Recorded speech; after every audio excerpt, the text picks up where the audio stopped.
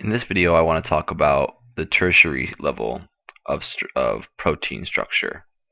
So when we talk about tertiary structure, we're talking about sort of the overall 3D arrangement of a particular protein. So I'll actually note that here, overall 3D structure of a protein. So, and we're specifically, well, not specifically, but we're definitely including particularly the side chains and how they interact, including interactions between side chains. Okay, and that's going to be very, very important when we start talking about the actual specifics when we're talking about tertiary structure. Now, within tertiary structure, we're talking about, the overall 3D structure. Now, when we have the overall 3D structure of proteins, we're usually thinking about one of two things. We're either thinking about fibrous proteins or globular proteins. I want to talk about both of them, but we're mostly going to be talking about globular proteins. But let me just introduce fibrous proteins briefly. So fibrous proteins, their polypeptide backbone, again I'm going to abbreviate it as PPT. The polypeptide backbone does not fold upon itself. Oops. So the polypeptide backbone does not fold upon itself in a fibrous protein. And when you think about that, when you think about fibrous or fiber, you probably think of like a long string, right? And that's essentially what these things are. So there or long rods, kind of, these proteins, long rods of amino acids. And usually they're just mechanically strong, and they're usually structural proteins. Strong and structural. And some examples of this, just briefly, are things like collagen, which is in cartilage, and keratin, which is in your hair and nails. Okay, so nothing too crazy about fibrous proteins. There's not too many details I want to discuss when it comes to fibrous proteins. I'm primarily concerned with globular proteins. So globular proteins, on the flip side, their polypeptide backbone does fold upon itself. So polypeptide backbone, oh my goodness, forgive my writing. The polypeptide backbone does fold upon itself.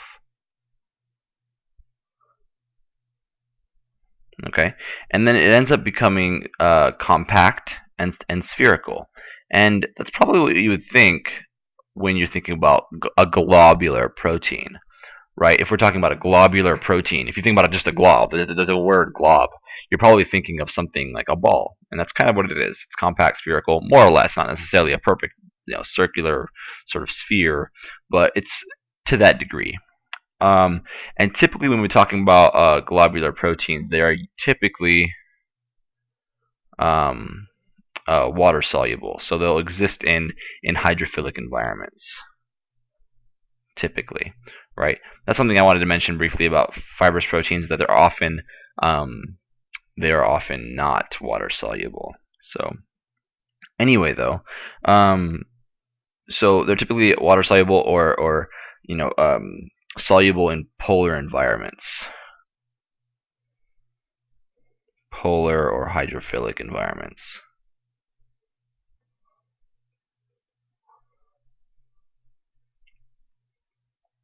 For instance, an example of a hydrophilic or polar environment would be like the blood, like in our blood, for instance.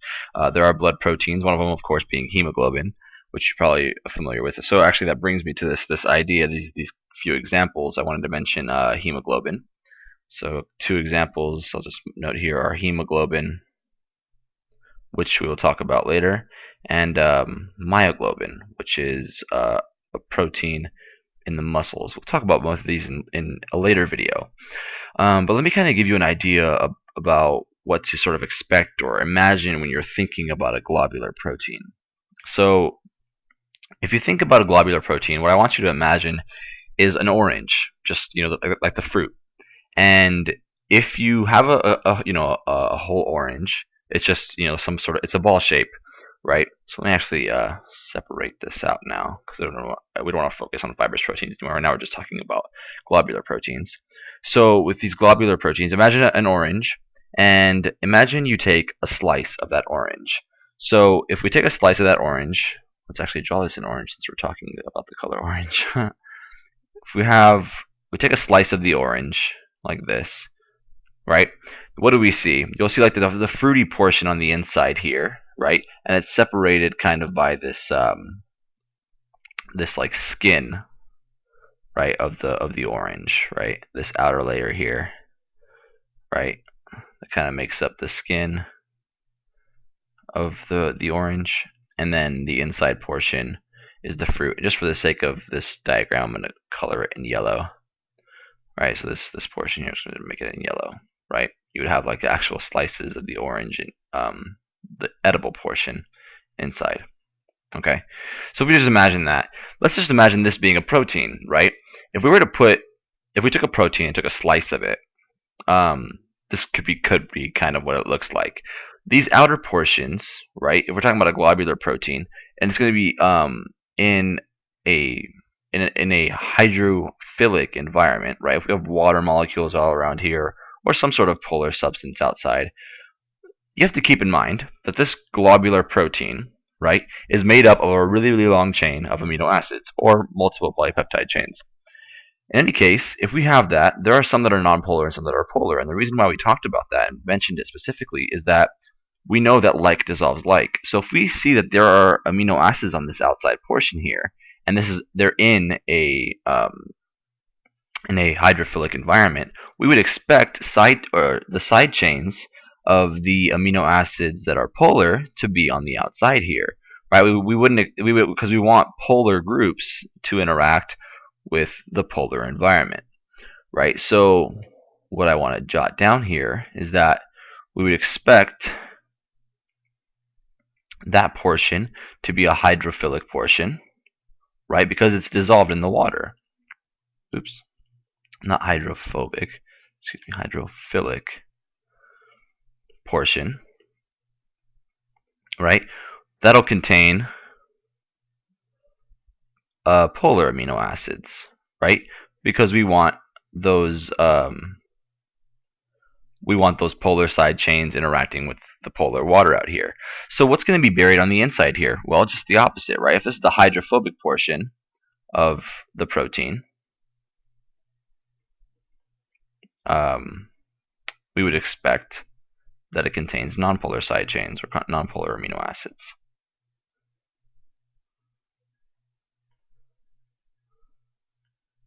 So hopefully you can kind of see or imagine that if you have a protein, then if it's in a water-soluble environment or a hydrophilic environment, then anything on the outside surface that's going to be interacting with the water probably contains and should contain polar amino acids.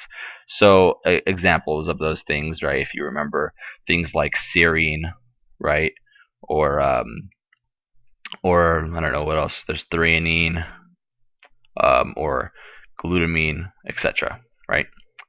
Whereas these hydrophobic ones, there might be things like alanine or phenylalanine or methionine. Who knows, right? Just as long as it's a nonpolar amino acid, right? So this is kind of what I want you to imagine when we think about these globular proteins. Okay, so what actually do we think about when we think about the 3D structure and the folding of the globular proteins? So let's actually begin to talk about that. Okay, so let's talk about the folding of globular proteins, right? Because we mentioned over here just a moment ago that the polypeptide backbone actually does fold upon itself. So once it folds upon itself, there's got to be something that holds it in that folded form, right? What would do that? Well, there are a bunch of different things that we're going to talk about here. Okay, so the folding of proteins that make up the tertiary structure. So there are, of course, something simple that holds them together is just the hydrophobic effect or hydrophobic interactions. Okay, and this is just the whole idea that that if we have hydrophobic compounds, right, they're going to stay away from the water. So hydrophobic compounds, or portions, I should say. Hydrophobic portions stay away from water. Right, so that's what we see here, is that these hydrophobic portions sort of bury themselves on the inside of the protein, right, not interacting outside with the polar environment, right? And then so hydrophobic residues, right, of the amino acid. So hydrophobic amino acids. Residues is just another sort of way to describe an amino acid when it's part of a polypeptide chain. Hydrophobic residues are buried on the inside of the protein, or inside of the protein. Okay, so that's the idea behind the hydrophobic effect.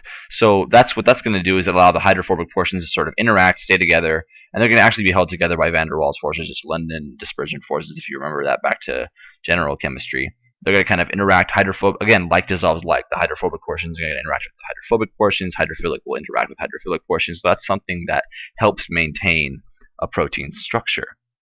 So let's talk about something else.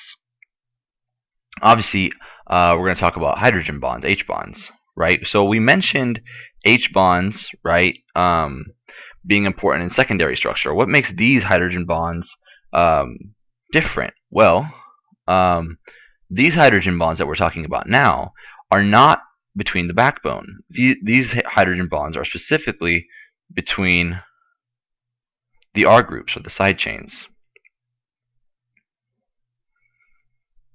Okay. Specifically, the polar ones, right? And which ones are some of those examples? So some examples are things like serine, or threonine, or tyrosine, right? They all have OH groups, right? They all have in their side chain, right? They have some sort of OH group. That OH group can be involved in a hydrogen bond between side chains, right? So hydrogen bonding, it's a non-covalent interaction that helps maintain the integrity of the protein once it's folded, right? So if there are hydrogen bonds, there are in these amino acids out here, there might be hydrogen bonds holding those together. So yeah, that's essentially the idea behind these H bonds and how they are different from the secondary structure, which just involves the hydrogen bonds between the backbone. Now, the hydrogen bonds that we're concerned with are the R groups, or between the R groups. Okay. The third thing I want to mention is electrostatic interactions. Electrostatic interactions. Electrostatic interactions. Now, what am I talking about when I mention electrostatic interactions? I'm talking about really just the fact that there are some polar groups that are charged. So charged polar side chains, or groups, will attract or repel each other.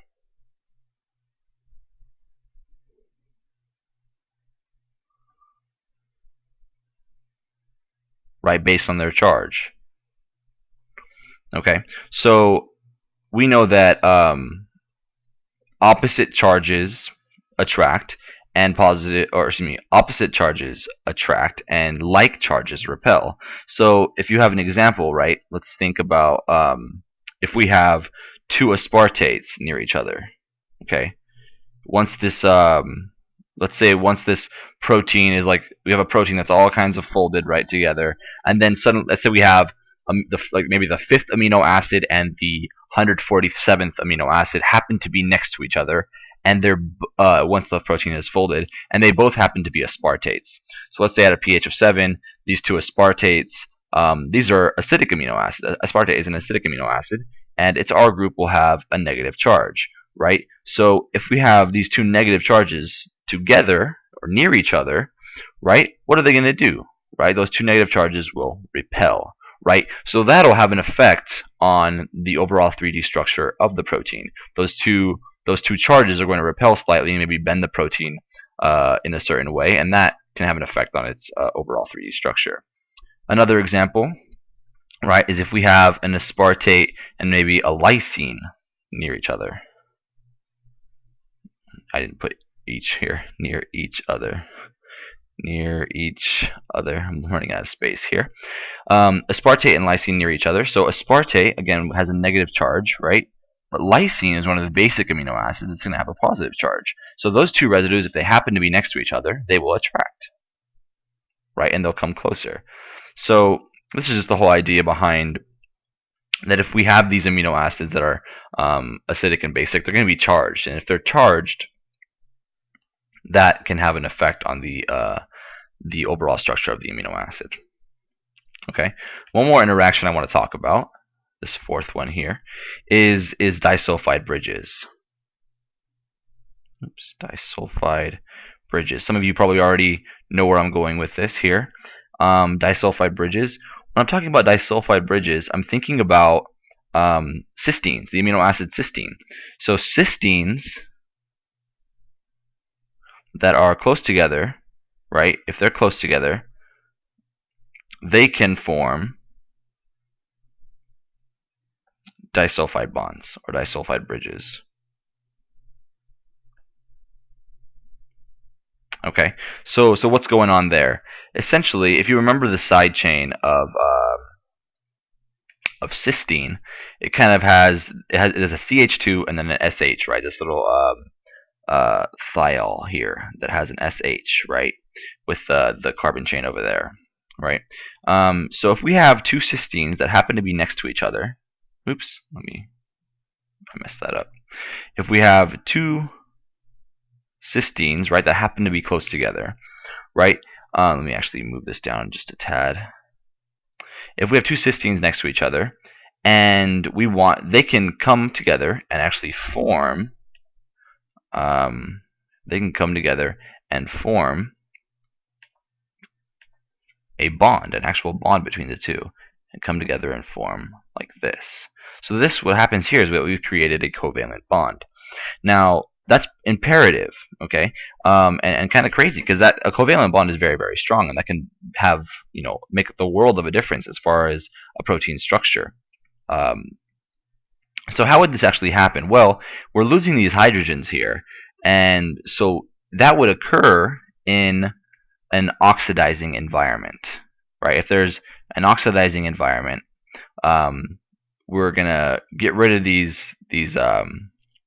hydrogens here and create this covalent bond. On the flip side, if there is something that can break up this covalent bond, right, going back this way, that would have to be caused by a reductive environment, adding those H's, right? So a reducing environment would break up that bond. Okay, so a few more things I want to kind of highlight just very quickly here. So let me slide this over a bit. Things I want to mention about all these interactions here is that when we're talking about these first three here, we're talking about non-covalent interactions, right? In none of those situations do we have an actual formation of a bond. They're all, H bonds are called bonds, but they really are just non-covalent interactions, right? This here, disulfide bridges, they're actually covalent, right? We're creating or breaking a covalent bond, right? So I kind of want to note briefly how all these different interactions can be messed up. Okay, so we talked about how they can form and how they hold a protein together. What can mess these interactions up? Well, when we're talking about disulfide bridges, we just mentioned that an oxidizing environment forms them. Well, then a reducing agent can destroy them. So these are destroyed or disrupted. Let me put disrupted. That's a better sort of term in my opinion. Oops. These are disrupted by a reducing or reductive environment. Okay, so they're formed via an oxidation and they're broken up via reduction. Okay, hydrophobic effect, that can be disrupted by detergents. So detergents will get in there and sort of ruin hydrophobic interactions. Hydrogen bonds, if you recall, that's what holds water together, right? If you heat up water, eventually the water molecules separate and boil out, right? So hydrogen bonds can actually be disrupted by heat, by the addition of heat. Okay, so electrostatic interactions, right? These things can be either recharged or uncharged, right? If you remember, aspartate, right, can either has a being an acidic group, it has a carboxyl group. That carboxyl group can be protonated, in which it has no charge, or deprotonated, in which it has a negative charge.